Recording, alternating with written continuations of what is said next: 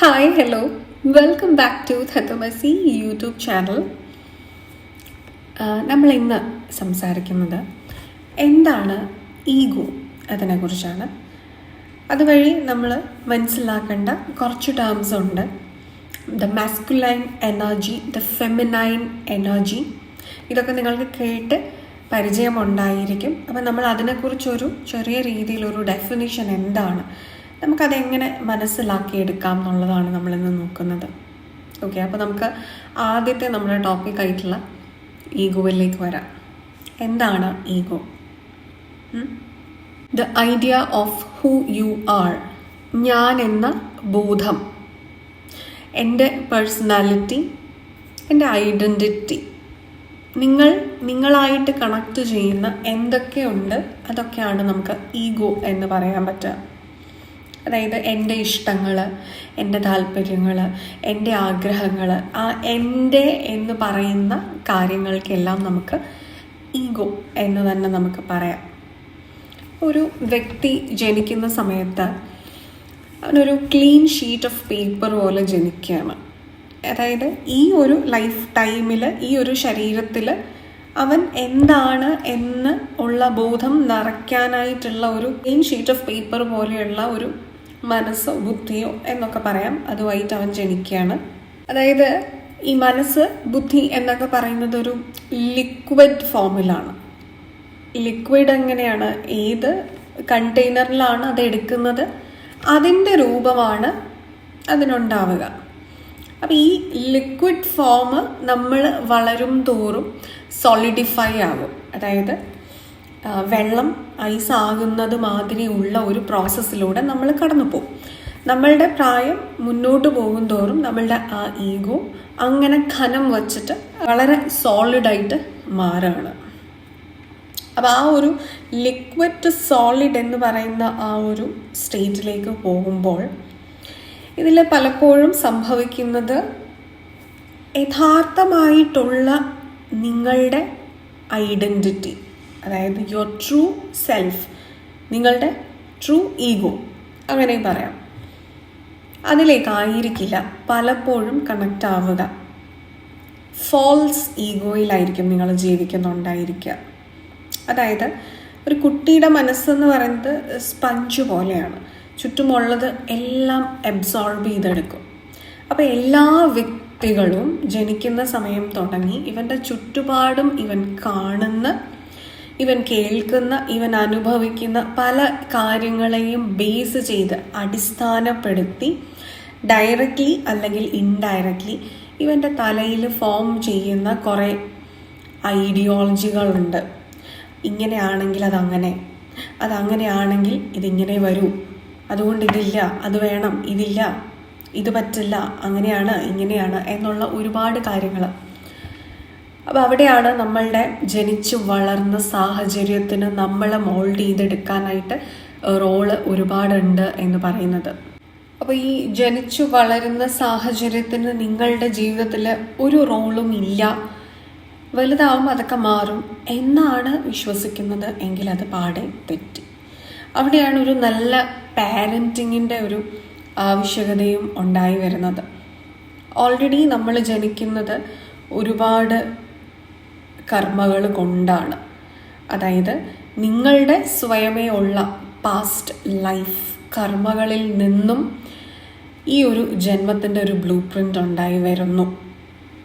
അതായത് ഇന്ന കാര്യങ്ങളൊക്കെ ചെയ്യാൻ വേണ്ടിയിട്ടാണ് നിങ്ങൾ ജനിക്കുന്നത് എന്നുള്ള ഒരു ലക്ഷ്യത്തിൽ നിങ്ങൾ ജന്മം എടുക്കുന്നു. അങ്ങനെ നിങ്ങൾക്ക് വേണ്ടതായിട്ടുള്ള ആ ലക്ഷ്യങ്ങൾ നേടിയെടുക്കാൻ വേണ്ടി നിങ്ങൾ ഒരു ലൈഫ് ടൈം എടുക്കുന്ന സമയത്ത്, നിങ്ങളിപ്പോൾ ഒരു ഫാമിലിയിൽ ജനിക്കുമ്പോൾ ആ ഒരു ഫാമിലിയുടെ ഒരു ജീൻ നിങ്ങളിലേക്ക് വരികയാണ്. നിങ്ങളുടെ അച്ഛൻ്റെയും നിങ്ങളുടെ അമ്മയുടെയും ഇത്രയും കാലം അവർ ജീവിച്ചു വളർന്നിട്ടുള്ള അവരുടെ ഒരു സ്വഭാവവും അവരിലൂടെ നിങ്ങൾ ലോകത്തിൽ എത്തുന്ന സമയത്ത് അവരുടെ ഉള്ളിലുള്ളതിൻ്റെ എല്ലാത്തിൻ്റെയും ഒരു ചെറിയ അംശം നിങ്ങളിൽ ഉണ്ടാവുന്നുണ്ട്. അപ്പം നിങ്ങൾ എവിടെയാണ് ജനിക്കുന്നത് എന്നതിന് പ്രാധാന്യമുണ്ട്. ജനിച്ചു കഴിഞ്ഞാൽ നിങ്ങൾ വളരുന്ന സാഹചര്യത്തിന് ഇടപെടുന്ന വ്യക്തികൾക്ക് ഒക്കെ നിങ്ങളുടെ നിങ്ങളുടെ സ്വഭാവം രൂപീകരിക്കുന്നതിൽ, നിങ്ങളുടെ ഈഗോ ഡെവലപ്പ് ചെയ്യുന്നതിൽ, മരണം വരെയുള്ള നിങ്ങളെ രൂപപ്പെടുത്തിയെടുക്കുന്നതിന് ഒരുപാട് പങ്കുണ്ട് എന്നുള്ളതാണ്. ഈ ഒരു ആക്സെപ്റ്റൻസ് ഉണ്ടായി കഴിയുമ്പോൾ നിങ്ങൾക്ക് സ്വയമേ ചിന്തിക്കാനുള്ള പ്രാപ്തിയാകുന്ന സമയത്ത് നിങ്ങൾക്ക് അവെയർനെസ് ഉണ്ടായി വരുന്നു. ഏതാണ് യഥാർത്ഥത്തിലുള്ള നിങ്ങൾ? അവിടെ ഒരു കോൺഫ്ലിക്റ്റിംഗ് പീരീഡ് ഉണ്ട്. അത് ചില വ്യക്തികൾക്ക് 15 വയസ്സിലോ, ചിലവർക്ക് 25 വയസ്സിലായിരിക്കാം, ചിലർക്ക് 30 വയസ്സിലായിരിക്കാം, ചിലവർക്ക് 35 വയസ്സിലായിരിക്കാം, 40, 50, 60, 70 പല പ്രായത്തിലുമാണ് അവൻ്റെതായിട്ടുള്ള ആ സെൽഫ് ഐഡൻറ്റിറ്റിയിൽ ഇതല്ലേ ഞാൻ, അപ്പോൾ അതായിരുന്നില്ലല്ലോ ഞാൻ, ഇങ്ങനെയാണല്ലോ ചിന്തിക്കുന്നത്, പക്ഷെ അതല്ലേ ശരി. ഈ ഒരു കോൺഫ്ലിക്റ്റ് ഓഫ് തോട്ട്സ്, ഇത് നിങ്ങളുടെ സ്പിരിച്വൽ ജേർണിയുടെ ഒരു ഫസ്റ്റ് സ്റ്റേജാണ്. അപ്പോൾ അതുകൊണ്ട് തന്നെ നിങ്ങൾക്ക് മനസ്സിലാക്കാം, സ്പിരിച്വൽ ജേർണി ഒരു വ്യക്തിയിലേക്ക് വരിക എന്ന് പറഞ്ഞു കഴിഞ്ഞാൽ അതിന് പ്രായം ഒരു തടസ്സമല്ല. 15 വയസ്സിൽ ഒരാൾക്ക് സ്പിരിച്വൽ ജേർണി ആരംഭിക്കാം. 5 വയസ്സിലോ 10 വയസ്സിലോ 70 വയസ്സിലോ ഏത് പ്രായത്തിലും അയാൾക്ക് ഈ ഒരു കോൺഫ്ലിക്റ്റ്, ഞാൻ ഐഡൻറ്റിഫൈ ചെയ്യാൻ എൻ്റെ മനസ്സ് പറയുന്ന കാര്യങ്ങളല്ല എന്നാൽ യഥാർത്ഥത്തിലുള്ള ഞാൻ എന്ന ഒരു കോൺഫ്ലിക്റ്റ്, അതായത് ട്രൂ ഈഗോയും ഫാൾസ് ഈഗോയും തമ്മിൽ ഉള്ള ഒരു ഐഡൻറ്റിറ്റി ക്ലാഷ്, അത് നിങ്ങൾക്ക് അനുഭവിക്കാൻ സാധിക്കുന്നുണ്ടെങ്കിൽ നിങ്ങളുടെ സ്പിരിച്വൽ ജേർണിയുടെ ഫസ്റ്റ് സ്റ്റേജിലാണ് നിങ്ങൾ. അപ്പോൾ എന്തുകൊണ്ടാണ് ഈ ട്രൂ സെൽഫിനെയും നമ്മൾ ഈഗോ എന്ന് വിളിക്കുന്നത്? ഞാൻ എന്ന ഒരു ബോധമില്ല എന്നുണ്ടെങ്കിൽ നിങ്ങൾക്ക് നിലനിൽപ്പ് തന്നെ ഇല്ല. നിങ്ങളുടെ നിലനിൽപ്പിൻ്റെ ആധാരം എന്ന് പറയുന്നത് തന്നെ ഈഗോ ആണ്. എന്നാൽ അതിൽ ഫാൾസ് ഈഗോ വരുന്ന സമയത്ത് നിങ്ങളായിട്ടല്ല നിങ്ങൾ നിലകൊള്ളുന്നത്, നിങ്ങൾ ആരുടെയൊക്കെയോ ഒരു റിഫ്ലക്ഷൻ ആയിട്ടാണ്. ഒരാളുടെ എന്ന് പറയുന്നില്ല, നിങ്ങളുടെ സമൂഹത്തിൻ്റെയോ അല്ലെങ്കിൽ നിങ്ങളുടെ ഏറ്റവും അധികം നിങ്ങളെ ഇൻഫ്ലുവൻസ് ചെയ്തിരിക്കുന്ന വ്യക്തികളുടെ. ഒരു കൊച്ചുകുട്ടി എന്ന നിലയിൽ നിങ്ങളുടെ സ്വഭാവം രൂപപ്പെടുന്ന കാലഘട്ടങ്ങളിലൊക്കെ തന്നെയും നിങ്ങളെ സ്വാധീനിച്ചിരിക്കുന്ന നിങ്ങളുടെ അച്ഛൻ്റെയോ അമ്മയുടെയോ കൂട്ടുകാരുടെയോ ടീച്ചേഴ്സിൻ്റെയോ. അപ്പം നല്ലൊരു ടീച്ചർ അല്ല നിങ്ങൾക്കുള്ളത് എങ്കിൽ, പക്ഷെ നിങ്ങൾ നന്നായിട്ട് പഠിപ്പിക്കുന്ന, നിങ്ങളോട് സ്നേഹമുള്ള, ഇനി സ്നേഹമില്ല എന്ന് തന്നെ വിചാരിക്കുക, എന്തുമായിക്കോട്ടെ, നിങ്ങൾ ഒരു ടീച്ചർ എന്ന് പറഞ്ഞാൽ നിങ്ങൾ റെസ്പെക്റ്റ് ചെയ്യേണ്ട ഒരു വ്യക്തിത്വമാണ് എന്ന ബോധം നിങ്ങളിൽ ആരൊക്കെയോ തന്നിട്ടുണ്ട്. അത് സത്യമാണ്. ഒരു ഗുരുവിനെ നമ്മൾ റെസ്പെക്റ്റ് ചെയ്യുകയാണ് വേണ്ടത്, ഒരു നല്ല ഗുരുവാണ് എങ്കിൽ. പലപ്പോഴും ഇന്ന് ടീച്ചേഴ്സ് ആരും നമുക്ക് ഗുരുക്കന്മാർ ഒന്നുമല്ല. അവരവരുടെ ജോലി ചെയ്യുന്നത് പോലെ, മറ്റ് ജോലികൾ ചെയ്യുന്നത് പോലെ വീട് വൃത്തിയാക്കുന്ന ജോലി ചെയ്യുന്ന അതേ ലാഘവത്തോടെയാണ് ഇന്ന് പലരും കുട്ടികളെ പഠിപ്പിക്കുന്നത്.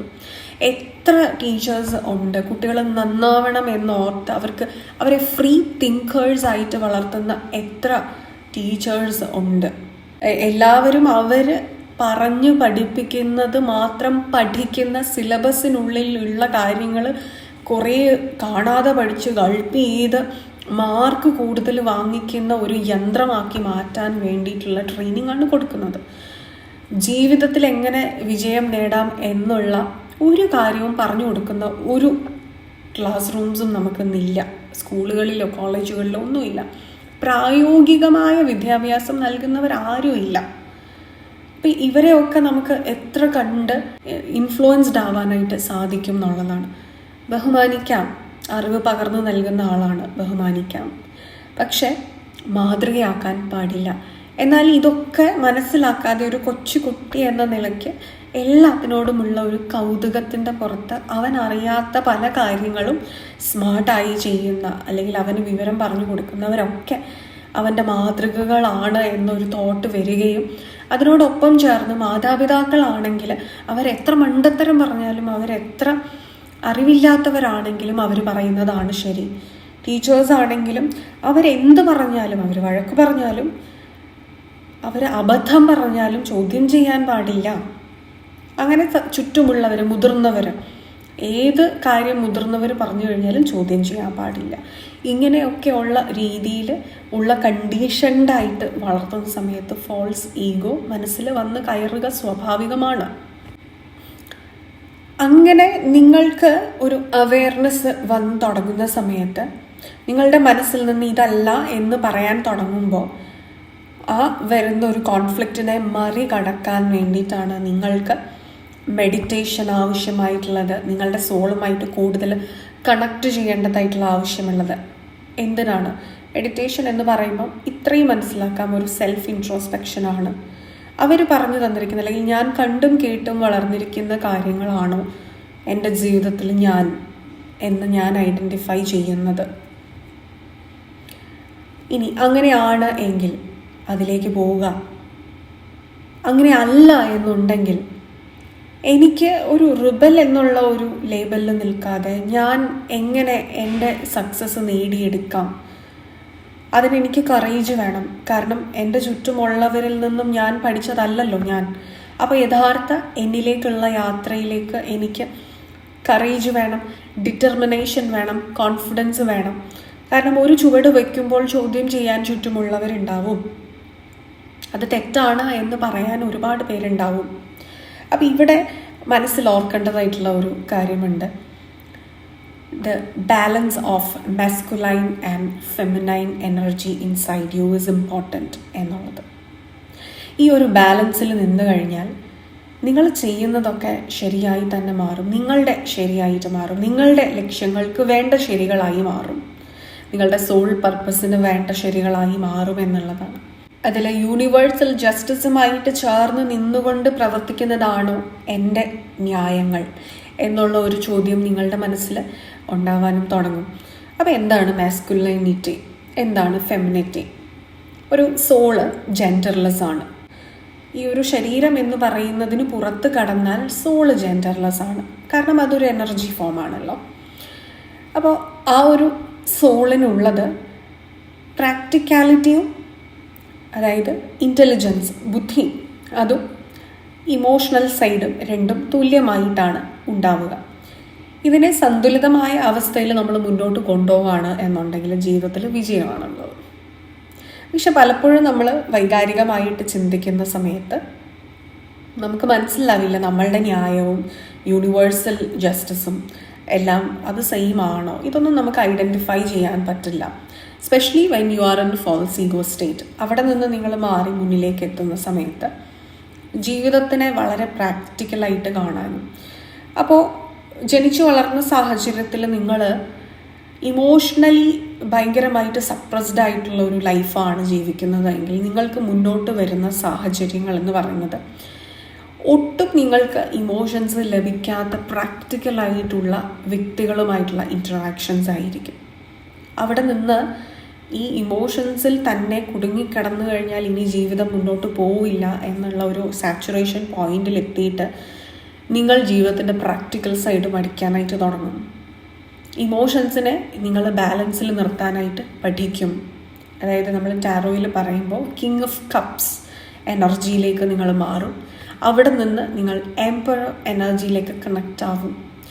എംപറർ എനർജി എന്ന് പറയുന്നത് ദ ആർക്കിടൈപ്പ് ഓഫ് ഡിവൈൻ മെസ്കുലൈൻ എനർജിയാണ്. കാരണം നിങ്ങൾക്ക് ഓൾറെഡി ആ ഫെമിനൈൻ എനർജി നിങ്ങളുടെ ഉള്ളിലുണ്ട്, അതായത് ദ എംപ്രസ് എനർജി നിങ്ങളുടെ ഉള്ളിലുണ്ട്. അപ്പോൾ ഈ ഒരു ഫെമിനൈൻ എനർജിയുടെ ലിമിറ്റ് വർദ്ധിച്ചു വരുന്ന സമയത്ത്, അതായത് ഓവർ ബാലൻസ്ഡ് ആയിപ്പോയി, ആ ഒരു സമയത്ത് ഇമോഷണലി ഭയങ്കരമായ സഫോക്കേഷനും ഒക്കെ നിങ്ങൾ അനുഭവിക്കും. എന്നാൽ അത് എക്സ്പ്രസ് ചെയ്യാൻ പറ്റില്ല, സപ്രസ്ഡ് ആവുന്നു. ഈ ഒരു സാഹചര്യത്തിൽ നിങ്ങളുടെ ഇമോഷൻസിന് ഒട്ടും വില തരാത്ത സാഹചര്യങ്ങളിലും വ്യക്തികളിലുമെല്ലാം നിങ്ങൾ കടന്നു പോകേണ്ടതായിട്ട് വരികയും അവിടെ നിന്നിട്ടാണ് നിങ്ങൾ പ്രാക്ടിക്കൽ സൈഡ് ജീവിതത്തിൽ, അങ്ങനെയാണ് നിങ്ങളുടെ ലക്ഷ്യത്തിലേക്ക് നിങ്ങളെ യൂണിവേഴ്സ് കണക്ട് ചെയ്യിപ്പിക്കുക. ഇതായിരിക്കും നിങ്ങളുടെ സ്പിരിച്വൽ ജേർണിയുടെ ഒരു സെക്കൻഡ് സ്റ്റേജ്. എന്നാൽ ഇനി നിങ്ങൾ ഇമോഷൻസ് എന്ന് പറയുന്നതിനെ ഭയപ്പെടുന്ന ഒരു വ്യക്തിയുമാണ്, നിങ്ങൾ വളരെ പ്രാക്ടിക്കലാണ്. ഇമോഷൻസ് എക്സ്പ്രസ് ചെയ്യാൻ ഭയമാണ്, വൾണറബിലിറ്റി ഭയമാണ്. ഇമോഷൻസ് എന്ന് പറയുന്ന ഒരു കാര്യത്തിന് നിങ്ങൾ കണ്ടില്ലെന്ന് നടിച്ച് ജീവിക്കുന്നവരാണ്. അതായത് ദ മാസ്കുലൈൻ എനർജിയുടെ ഒരു ആധിക്യമുണ്ട്. അത് വളരെയധികം ആവശ്യത്തിലും കൂടുതലാണ്. അവിടെ നിങ്ങളുടെ ആ ഫെമിനൈൻ സൈഡ്, എംപതി, അണ്ടർസ്റ്റാൻഡിങ് ഇതെല്ലാം കുറയുകയാണ് എന്നുണ്ടെങ്കിൽ ഇവിടെ നിങ്ങൾക്ക് സംഭവിക്കുന്ന ഒരു കാര്യമാണ് ഇമോഷണൽ ഇൻ്റലിജൻസ് നിങ്ങൾക്ക് നഷ്ടപ്പെടും പൂർണ്ണമായിട്ടും. ഇമോഷണൽ ഇൻ്റലിജൻസ് ഇല്ലാത്ത ഒരു വ്യക്തിക്കും പ്രാക്ടിക്കലായിട്ടാണ് ഡെസിഷൻ എടുക്കേണ്ടതെന്ന് പറയുമ്പോഴും എന്തിൻ്റെ അടിസ്ഥാനത്തിലാണ് നമ്മൾ ഡെസിഷൻസ് എടുക്കുക? അപ്പോൾ നിങ്ങൾ സെൽഫ് ലവ് പോലും ഇല്ലാത്ത ഒരു സെൽഫിഷ് ആയിട്ടുള്ള ഒരു വ്യക്തിയായിട്ട് ജീവിക്കുന്നുണ്ടായിരിക്കും. മറ്റുള്ളവരുടെ കണ്ണിൽ നിങ്ങൾ സെൽഫിഷാണ്. നിങ്ങൾക്ക് റിലേഷൻഷിപ്പുകളിൽ ഒന്നും തന്നെ ഒരു സക്സസ് ഉണ്ടാവില്ല. ആദ്യം നമ്മൾ ആദ്യത്തെ കാറ്റഗറിയിലാണെങ്കിൽ നമ്മൾ ഫെമിനിറ്റിയുടെ ഒരു ആധിക്യമാണ് പറഞ്ഞത്. അവിടെയും ഇഷ്യൂസ് ഉണ്ട്. റിലേഷൻഷിപ്സിനും ഒക്കെ ഇഷ്യൂസ് വരും. ഫ്രണ്ട്ഷിപ്സിനാണെങ്കിലും എല്ലാം ചീറ്റ് ചെയ്യപ്പെടുന്ന, എപ്പോഴും നമ്മുടെ സെൽഫ് വർത്ത് നഷ്ടപ്പെടുന്ന എനർജികളിൽ നമ്മൾ ചെന്നപ്പെടുന്നുണ്ട്. പ്രാക്ടിക്കൽ സൈഡ് ഒട്ടും അറിയാത്തതിൻ്റെ പ്രശ്നം. എന്നാൽ ഇവിടെ മെസ്കുലൈൻ സൈഡിലേക്ക് വരുമ്പോൾ അത് ഓവർ ബാലൻസ്ഡ് ആയിട്ടുള്ള വ്യക്തികൾക്ക് ഇമോഷണൽ കണക്ഷൻസ് ഒട്ടും തന്നെ ഇല്ല. അവർ എന്തൊക്കെയോ മെറ്റീരിയലിസ്റ്റിക്കൽ ആയിട്ടുള്ള ലക്ഷ്യങ്ങൾക്ക് വേണ്ടി മാത്രം ഡിസിഷൻസ് എടുക്കുകയും പ്രവർത്തിക്കുകയും ചെയ്യുകയാണ്. അവർക്ക് ഇനിഷ്യലി മെറ്റീരിയൽ സക്സസ്സുകൾ ഉണ്ടാവും എന്നുള്ളതാണ്. എന്നാൽ ഇങ്ങനെ ഈ മെറ്റീരിയൽ സക്സസ് നേടിക്കഴിയുന്ന ഒരു പർട്ടിക്കുലർ പോയിന്റ് എത്തുമ്പോൾ ഒരു മനസമാധാനമോ അല്ലെങ്കിൽ നമുക്കൊരു മെൻ്റൽ ഒരു സാറ്റിസ്ഫാക്ഷൻ എന്ന് പറയുന്ന ഒരു കാര്യം ഇവർക്കും പാടെ നഷ്ടപ്പെടും.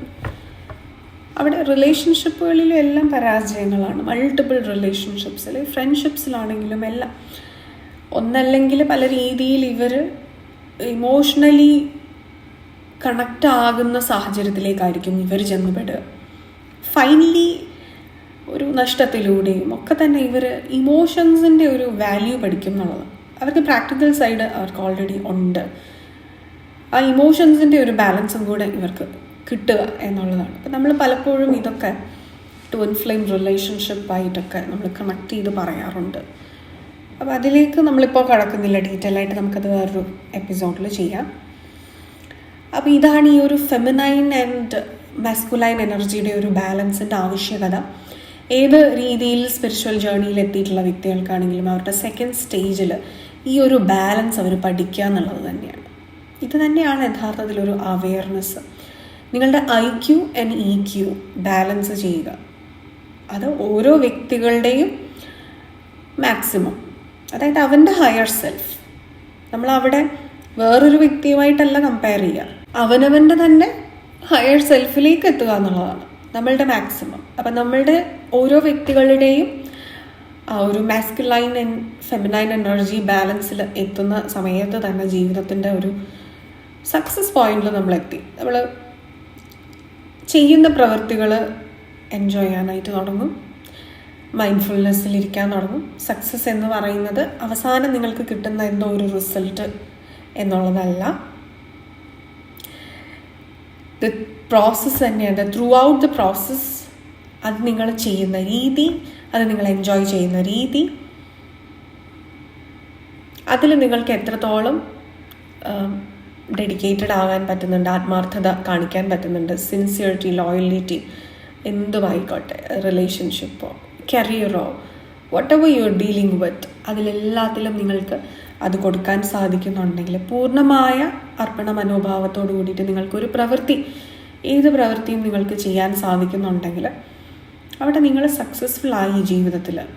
അവിടെ നിങ്ങളുടെ എനർജി പോസിറ്റീവ് ആകാനായിട്ട് തുടങ്ങിയിട്ടുണ്ട്. അപ്പോൾ നമ്മളിന്ന് ഡിസ്കസ് ചെയ്തത് ഈഗോ സെൽഫ് എന്താണ്, മാസ്കുലൈൻ എനർജി ആൻഡ് ഫെമിനൈൻ എനർജിയുടെ ഒരു ബാലൻസ് എന്താണെന്നുള്ളതൊരു ചെറിയ രീതിയിലാണ് നമ്മൾ ഡിസ്കസ് ചെയ്തത്. ഇത് നമ്മളുടെ സ്പിരിച്വൽ ജേർണിയുടെ ഫസ്റ്റ് ആൻഡ് സെക്കൻഡ് സ്റ്റേജസ് ആയിട്ട് നമ്മൾ മനസ്സിലാക്കി.